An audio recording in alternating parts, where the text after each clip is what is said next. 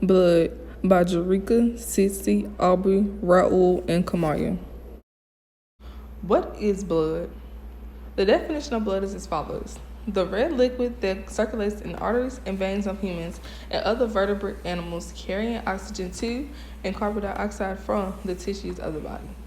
The composition of blood is as follows.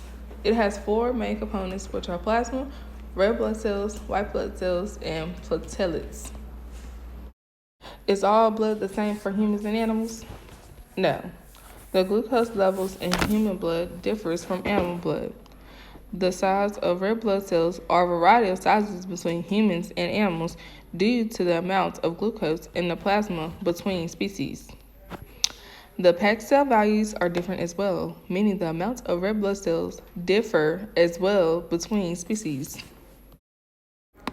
How blood identifies an individual.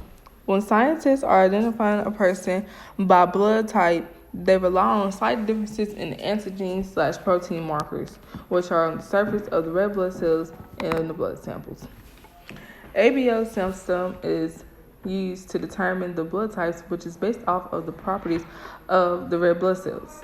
Rh factor is a type of genetically transferred protein that is found on the surface of the red blood cell. Type A blood is when blood cells contain the A antigen.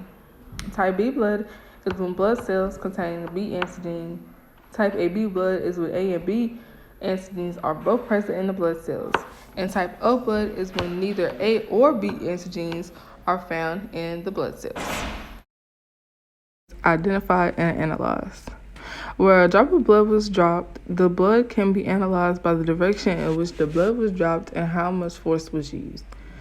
Analysts perform controlled experiments to try to recreate the blood stains when they need to test a hypothesis they made, like how the blood stain was created. Blood found can be used to identify the victim. The blood stain helps determine the kind of weapon that was used and tell if the victim was moving during the conflict. How blood evidence is collected and packaged. You can collect wet and dry blood samples.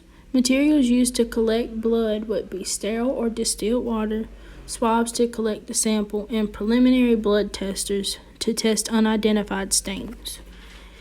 To collect wet blood, you will need gloves to not contaminate the crime scene or blood sample. Take a sample of the blood with a swab.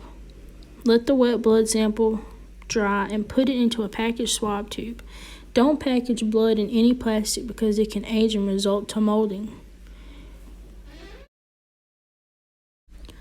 To collect dry blood, if there is a good amount of dry blood, you can also use a swab. You can use a couple of drops of distilled water and rub the swab onto the blood sample.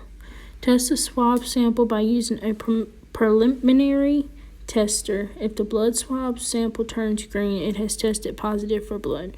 Place the positive swab into a packaged swab tube. Okay,